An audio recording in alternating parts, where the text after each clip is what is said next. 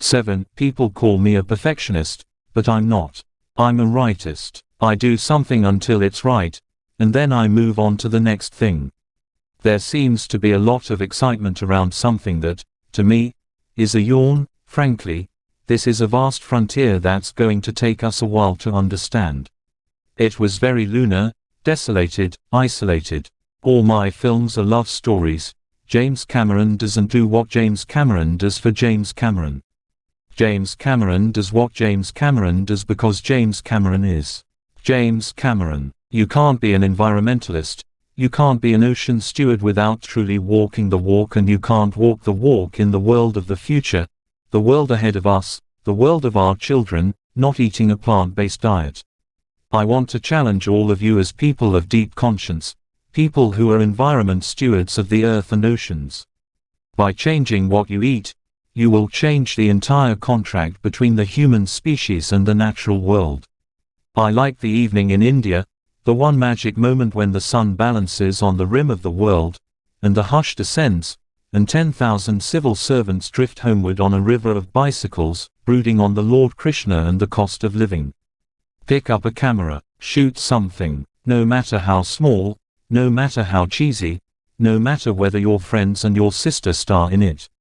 Put your name on it as director.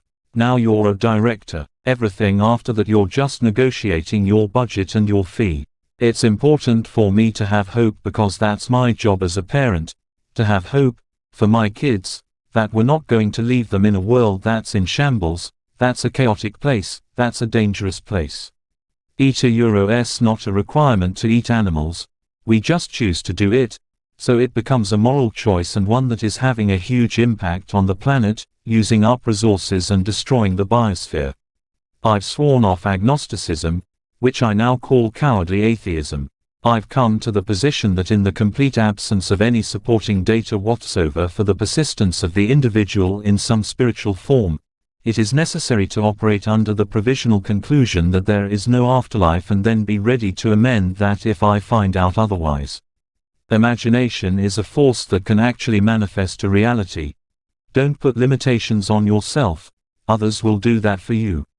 In writing the new films, a Euro-V come to realize that Avatar a Euro-S world, story and characters have become even richer than I anticipated, and it became apparent that 2 films would not be enough to capture everything I wanted to put on screen. If you wait until the right time to have a child you'll die childless, and I think filmmaking is very much the same thing. You just have to take the plunge and just start shooting something even if it's bad. I love short trips to New York. To me it is the finest 3-day town on earth. There are many talented people who haven't fulfilled the dreams because they overthought it, or they were too cautious, and were unwilling to make the leap of faith. I had read tons of science fiction. I was fascinated by other worlds, other environments. For me, it was fantasy, but it was not fantasy in the sense of pure escapism. I had pictured myself as a filmmaker, but I had never pictured myself as a director, if that makes any sense at all. A director's job is to make something happen, and it doesn't happen by itself. So you wheedle, you cajole, you flatter people, you tell them what needs to be done. And if you don't bring a passion and an intensity to it, you shouldn't be doing it. I actually started as a model builder and quickly progressed into production design, which made sense because I could draw and paint. But I kept watching that inspiration guy over there who was moving the head at any time in any setting up the shots. It could happen in a conversation. Talking to someone at a party, you can get an idea. But you've got to remember those inspirations. But failure has to be an option in art and in exploration, because it's a leap of faith. And no important endeavor that required innovation was done without risk. You have to be willing to take those risks.